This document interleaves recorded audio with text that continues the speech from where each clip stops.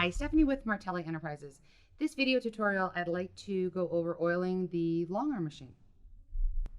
When getting ready to oil our machine, couple steps we want to take. First and foremost, most important, tap the threading button. That red light comes on, the needle will come up. That will lock that machine so that we don't end up with a needle in our finger.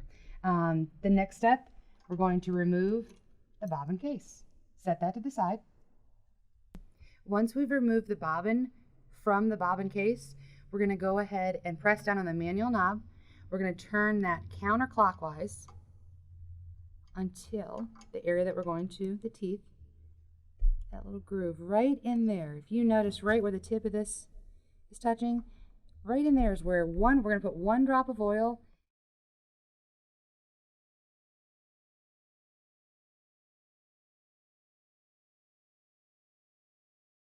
So I want you to see a closer view of the oiling of the hook assembly.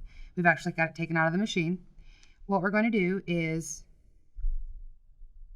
now imagine that this is in our machine. We're going to spin this counterclockwise, okay? And as this spins around, you can see some ridges right in there. We're going to take our patented Martelli Red Rocket oil, and we're going to put 1 drop of oil right in that groove.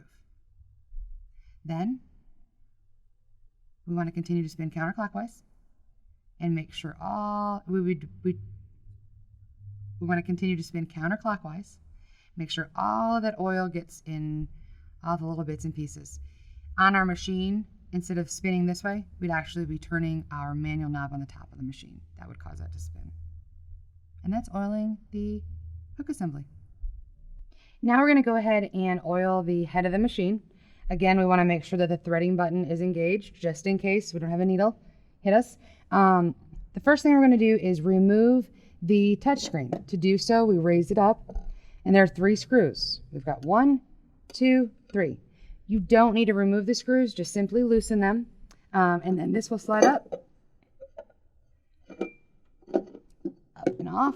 We're going to set this down on our quilt top.